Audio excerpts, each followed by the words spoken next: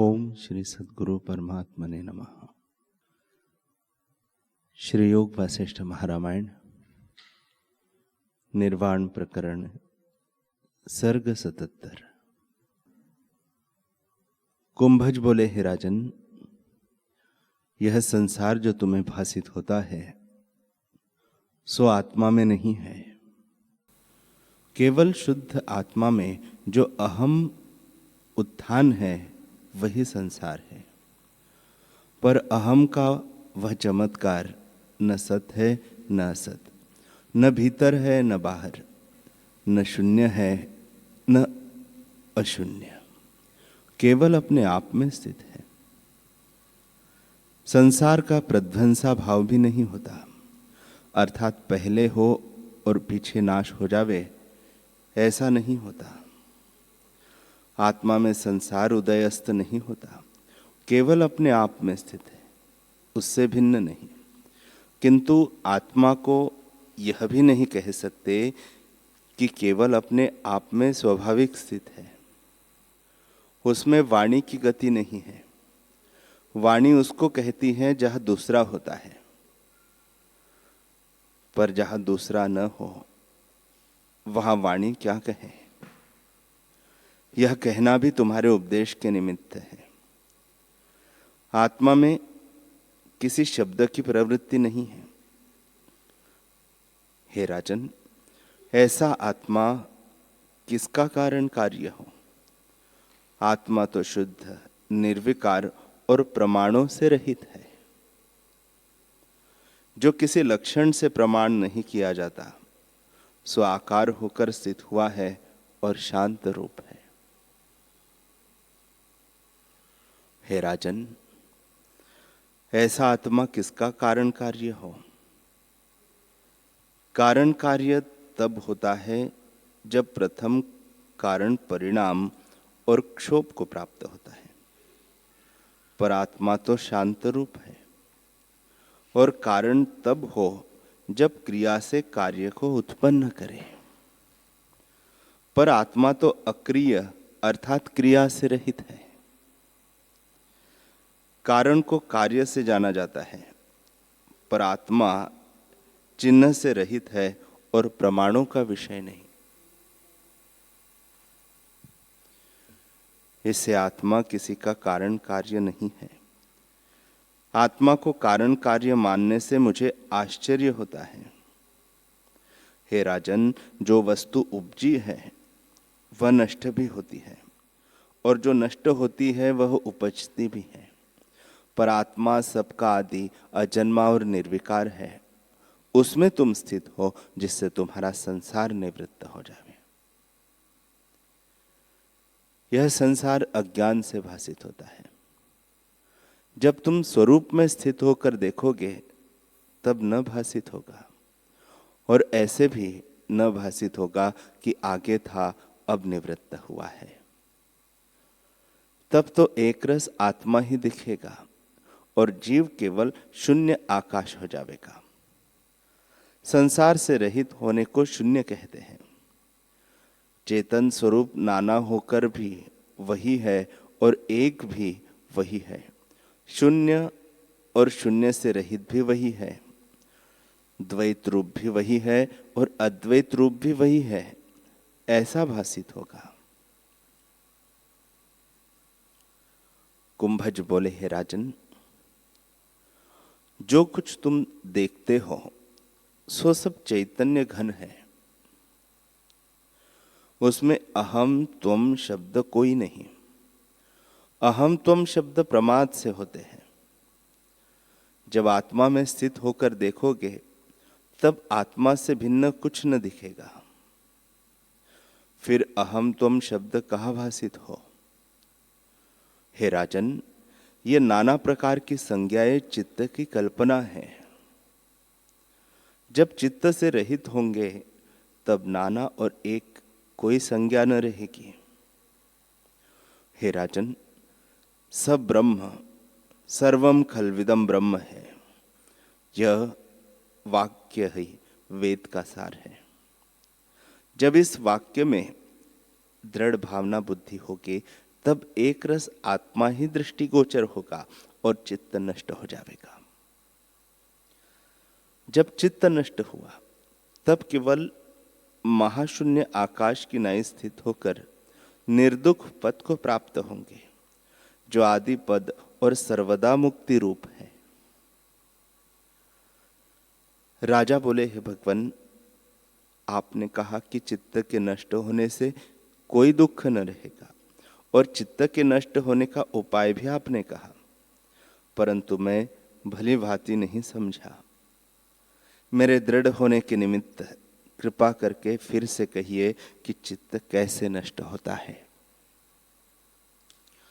कुंभज बोले, हे राजन, यह चित्त न किसी काल का है, न किसी को है और न यह देखता है।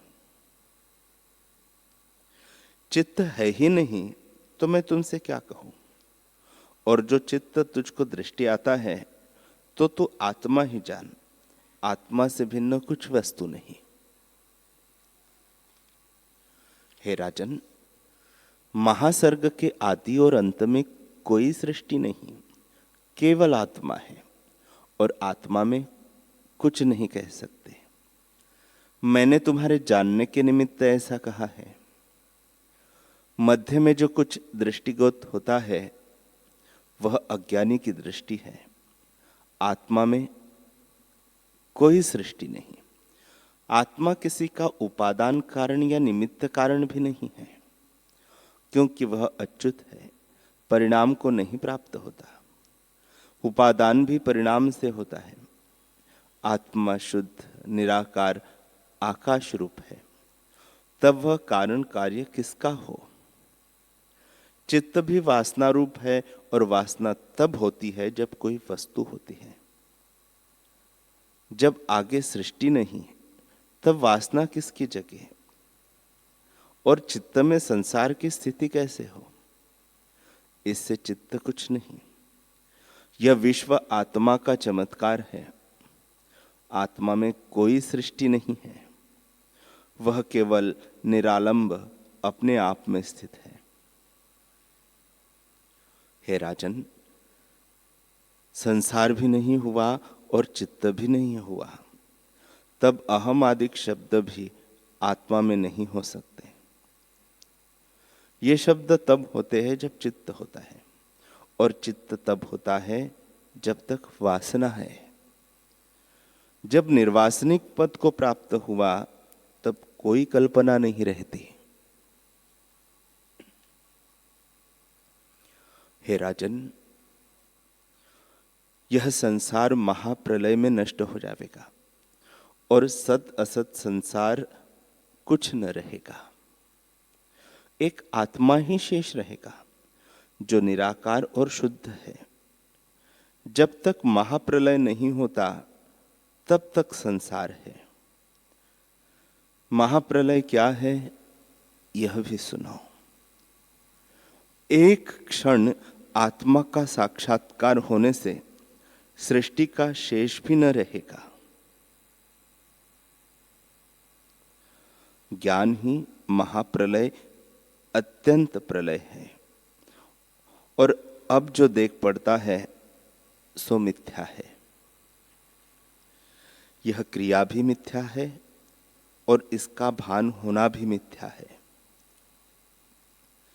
जैसे स्वप्न की क्रिया भी मिथ्या है और उसका भान होना भी मिथ्या है, वैसे ही जागृत संसार स्वप्न मात्र है और कारण बिना ही भासित होता है। जो कारण बिना है वह मिथ्या है। इसका कारण अज्ञान अर्थात अपना रूप न जानना ही है। जब अपने रूप को जाना तब अपना रूप आप ही भासित होगा। जैसे स्वप्न में अज्ञान से भिन्न आकार भासित होते हैं, पर जब ज्ञान से जीव जागता है तब अपना रूप आप ही जानता है कि मैं ही था। हे राजन, मुझे तो एक आत्मा ही देख पड़ता है। आत्मा से भिन्न संसार नहीं भासित होता। इस संसार की स्थिति मानना मूर्खता है। यह सदा अचल रूप है। वेद, शास्त्र और लोग भी कहता है कि संसार मिथ्या है, और मनुष्य आप भी जानता है कि यह नष्ट होता देख पड़ता है, तो फिर उसमें आस्था करना मूर्खता है। आत्मा में संसार नानाविध या एक रूप कुछ नहीं। आत्मा सर्वदा अपने आप में स्थित, शुद्ध और अच्युत यानी ज्यों का त्यों है। शिखर ध्वज बोले, हे भगवान, अब मेरा मोह निवृत्त हुआ और अपना रूप मैंने जाना। तुम्हारी कृपा से मेरा संसार भ्रम निवृत्त हुआ और शोक समुद्र को तरकर अब मैं शांत पद को प्राप्त हुआ हूं।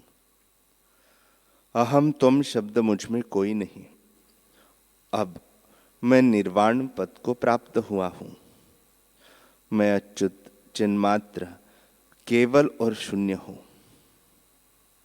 कुंभज बोले, हे राजन, आत्मा शुद्ध और आकाश की नई निर्मल है, बल्कि आकाश से भी अति निर्मल है, पर उसमें अहम मल, अहम मोह से उपजा है, और मोह अविचार का नाम है।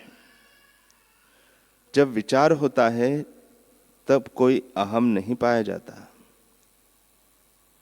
यह विश्व संवेदन में है और संवेदन सबका आदि है।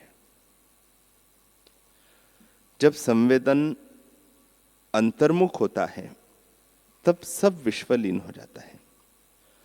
संवेदन ही में बंधन और मुक्ति है।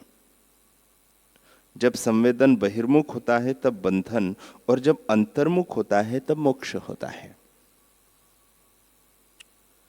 जिसने मन और इंद्रियों से रहित होकर अपना रूप आप देखा है, उसको ज्यों का त्यों यथार्थ देख पड़ता है, और जो मोह संयुक्त देखता है उसको विपर्य भासित होता है। जैसे सम्यक दृष्टि से भूषण में स्वर्ण भासित होता है, और जब भूषण के आकार मिट जाते हैं तब भी स्वर्ण ही दिखता है, पर मूर्ख को सोने में भूषण बुद्धि देखते हैं। चिरकाल के अभ्यास से जो बुद्धि इनमें जगती है, तो भी प्रारब्ध का वेग जब तक रहता है तब तक चेष्टा होती है। तब चेष्टा में भी आत्मा ही देखता है। इससे केवल आत्मा का ही किंचन होता है।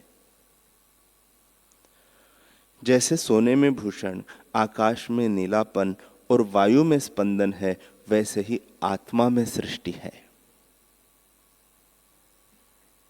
जब भ्रांति निवृत्त होती है तब जगत का शब्द और अर्थ सब ओर से शांत हो जाता है। शब्द अर्थ की भावना से जो चेष्टा होती है, उससे जब अभिलाषा निवृत्त हो जाती है तब फिर कोई दुख नहीं रहता।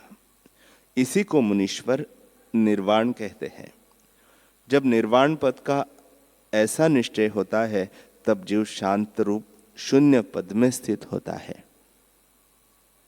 हे राजन, अहम का उत्थान होना ही बंधन है और अहम का निर्वाण होना ही मुक्ति है।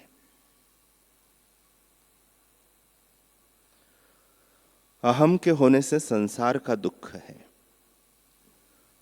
जब तक अहम का उत्थान है तब तक संसार है, और जब तक संसार है तब तक अहम का उत्थान है। जब संसार की सत्ता जाती रहेगी तब अहम का जगना भी निवृत्त हो जाएगा, और जब जगना नष्ट हुआ तब अहम भी नष्ट हो जाएगा।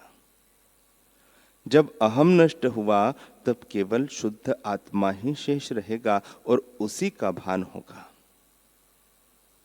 तब अहम ब्रह्म का उत्थान भी शांत हो जाएगा और चैतन्य मात्र ही रहेगा। हे राजन, जिसको सर्व ब्रह्म की बुद्धि हुई है उसको संसार की बुद्धि नहीं रहती, और जिसको संसार बुद्धि है उसको ब्रह्म बुद्धि नहीं होती। भावना जैसी जैसी पक्की होती है वैसा ही वैसा आगे भासित होता है। जिसकी ब्रह्म भावना दृढ़ होती है वह ब्रह्मरूप हो जाता है, और जिसको जगत की भावना दृढ़ होती है उसको जगत ही भासित होता है।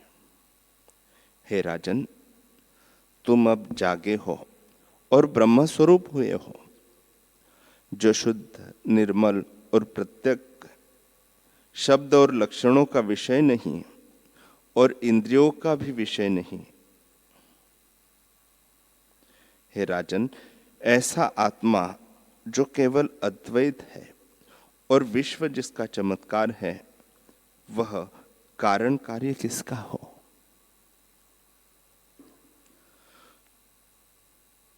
जैसे समुद्र में नाना प्रकार के तरंग पवन से उपजते हैं तो भी वे समुद्र से भिन्न नहीं होते, वैसे ही आत्मा में नाना प्रकार का विश्व संवेदन जगने से उपजता है तो भी आत्मा से भिन्न कुछ नहीं, स्फुरण मात्र ही है।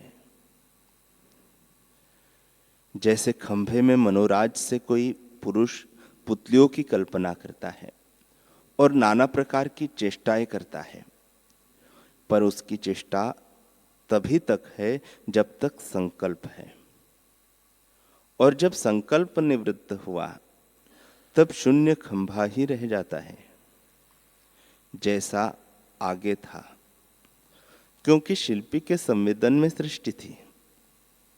वैसे यह संसार संकल्प मात्र है। जब संकल्प अंतर्मुख होता है तब संसार की सत्ता जाती रहती है। हे राजन, संसार सत्ता इस कारण जाती रहती है कि वह पहले ही असत है। जो वस्तु सत होती है उसका कभी नाश नहीं होता। इसे संसार केवल संवेदन की कल्पना है। जैसे एक शिला में पुरुष पुतलियां बनाता है तो शिला में भी पुतली कोई नहीं, ज्यों की त्यों शिला ही है। वैसे ही चित्त के जगने से आकार दिखते हैं। जब चित्त चेतने से रहित होगा तब आत्मा को अपना रूप आप जानोगे और अशब्द पद को प्राप्त होंगे, जो शांत पद शुद्ध आकाश रूप है। हे राजन, सब शब्द और अर्थ की अभावना करना ही ब्रह्म ज्ञान है, वहां कोई कल्पना नहीं। जब सम्यक दृष्टि होती है तब शेष सब आत्मा ही भासित होता है, और यह भावना भी उठ जाती है कि संसार है और यह ब्रह्म है।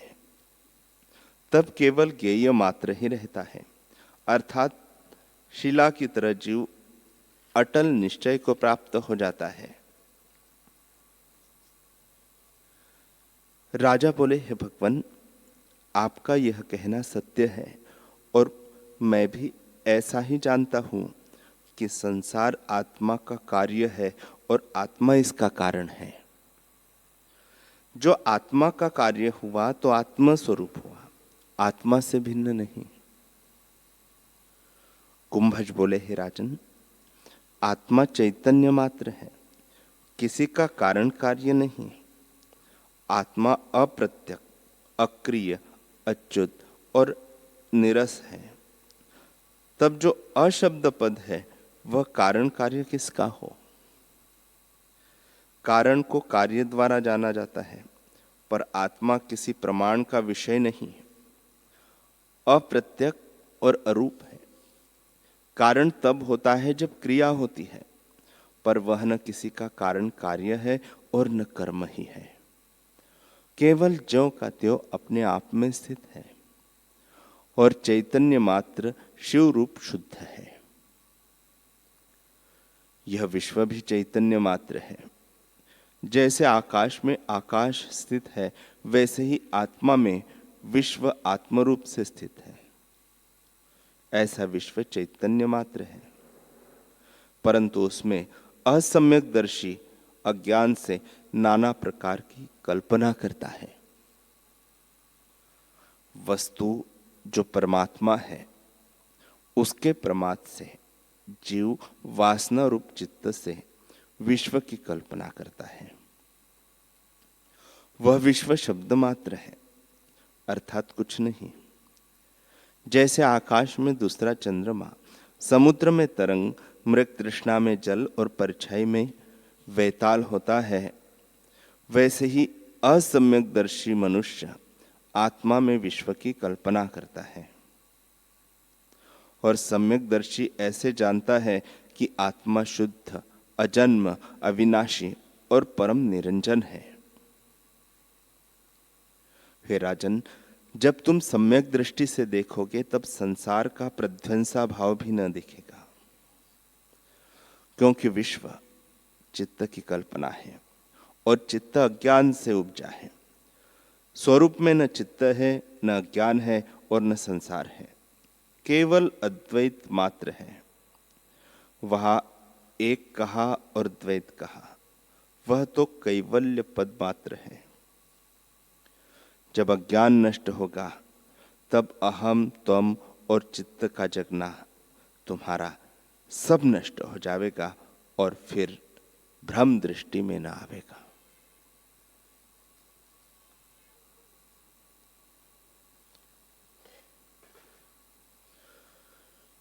हरि ओम,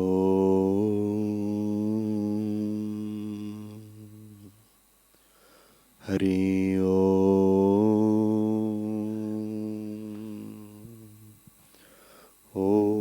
सहनाववतु सहनौ भुनक्तु सह वीर्यं करवावहे तेजस्विनावधीतमस्तु मा विद्विषावहे। ओम शांति शांति शांति। श्री सद्गुरुदेव भगवान की जय।